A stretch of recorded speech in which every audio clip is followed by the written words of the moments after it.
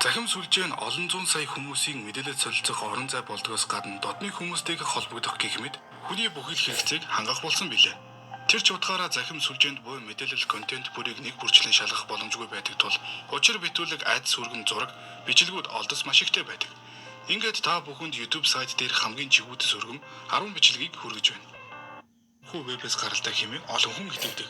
Энэхүү бичлэгт хоосон өрөөнд нэгэн нүцгэн гэр шүл идэж суух бөгөөд нууцлаг баг зүүсэн 2 хүн орж ирсний дараа тэрээр уйлж эхэлдэг.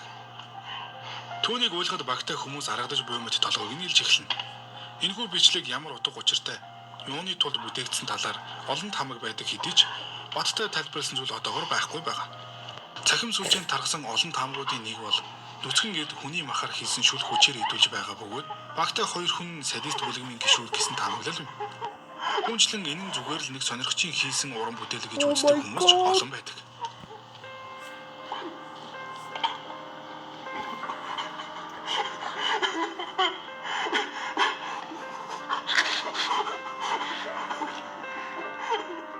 I feel fantastic буюу дуулдаг робот. Энэхүү бичлэг дээр гарах робот нь үнэхээр сайхан байна хэмээн жихүүдэс сүргэм хоолоогоор дуулдаг. Хүмүүс анх энэ бичлэгийг цахим сүлжээнд цацагдах үед юуны учраас яагаад үүнийг хийх болсон талаар олон тамаг дэвшүүлсэн байдаг. Тухайлбал уг бичлэгийг цуврал алуурчин хийсэн бөгөөд өөрийн хохирогчийг дуурайлан уг роботыг бүтээсэн байх хэмээн таамаглах нь ч бий. Үнэн дээр бичлэг дээрх роботыг Джон Бергерон хэмээх зохион бүтээгч инженер хийжээ. Хэрэг робот од бүтээх хүсэлтэд автаж дуулж бүжгэлж чаддаг робот бүтээхийг оролцсон ч үр дүн нь таарахгүй болсон нь энэ гин.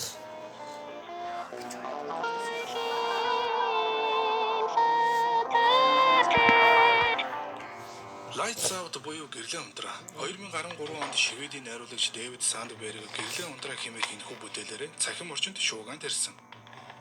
Хос богино хэмжээний кино нь 2014 оны Пянт Билбо кино наадмын шилдэг амжигын бүтээлээр тодорсон бөгөөд 2016 онд найруулагч зохиолоо өргөжүүлэн бүрэг хэмжээний кино болгон бүтээсэн байна.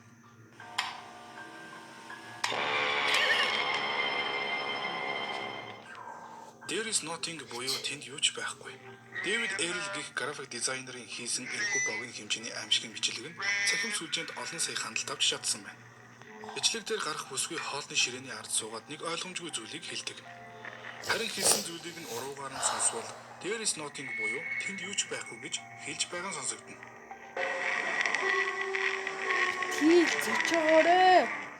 Парисын газар доорх оршуулгын газар төөрсөн. Парис хотын доор хүний ясыг саяар нь үрж хураасан хэдэн 10 км үргэлжилсэн урт хөнгөл байдаг. Өмнө нь хуучин уурхайн цоонгууд байсан энэ газар тахлаар болон иргэний дайн бослохын үеэр амиа алдсан хүмүүсийг бөөнөр нь оршуулсан байдаг.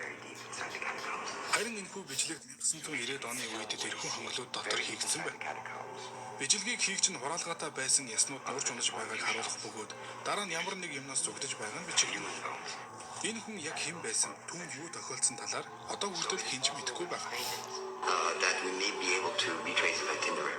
And Think хэмээх бичлэг.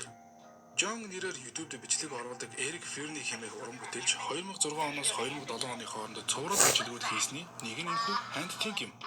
Маниканы нүрийг баг болгон өмсөж хиймэл гар барьсан тэрээр бичлэгийн турш сонин дуу чимээ гаргаж алгаад дэшин. Тэрээр өмнө нь хүн досолд орсон учраас шарах сөрвөө нуухын тулд ийм дүр төрхтэй байгаагаа тайлбарлаж ямар утга агуулгатай ийм бичлэг хийсэн одоо хүртэл тодорхой биш бөгөөд Эрик Ферни 2010 онд 42 дод нас барсан байна.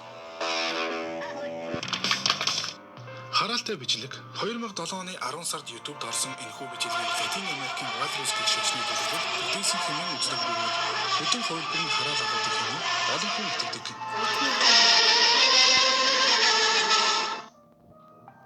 Inferior Gillinov гэх YouTube сувгийн эзэн өөрийн дипломын ажил болгож энэхүү богино хэмжээний амжигын кино бүтээсэн байна. Яа Google-тэй нэг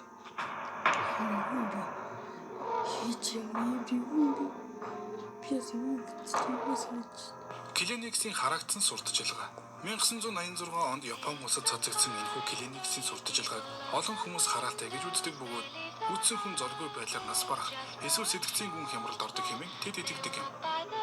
2006 оны 5 сард YouTube тавигдаж олон сая хандлт авсан уг бичлэгийг магадгүй хуучны чанар муутай дүрс хачирхалтай улаан хүүхэд сэтгэл сэртгэлгэн дуунаас нь шалтгаалж хүмүүс хараалтай гэж бодох болсон байж магадгүй. Kleenex tissue です。Бас нөө саний реклам байгаа дээ. Тэрийг 12 цагт үзэхээр хараалтай ч гатдээ шүү дээ. Саний рекламыг ч үзэхээр 12 цагт үзэхээр хараалтай ч. За. Pretty Women буюу сэжигтэй дуучин. Эдвард Мускери буюу Идарем нь 2006 оноос 2010 оны хооронд өөрийн YouTube хуудасаар дамжуулан алдарт хүрч чаджээ. Хачин чигтээ инээдтэй зарим нь аимшигтэй гэмээр олон бичлэгүүд хийсний нэг нь алдарт Pretty Women дууг даган дуулсан бичлэг юм. Дуулах үедээ түүний гаргах царайны хувирал нь олон хүний айдас чих үзсийг төрүүлнэ. Эдвард Мускерийн анх 1987 онд бага насны хүүхдийг уруу татсан бэлгийн дарамт үзүүлсэн хэрэгээр буруутгагдсан бөгөөд 2013 онд буюу YouTube-ээр алдаршсан байх үедээ уг хэрэгээрээ 5 жилийн хорих ял авсан байна. Улмаар 2011 онд тэр уушгины хорт хавдраар нас барсан байна.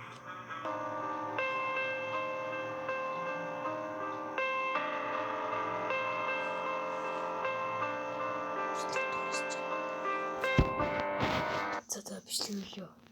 Баяртай. Лайк, subscribe. Яг одоо лайк, subscribe хурдан даа. Баяртай.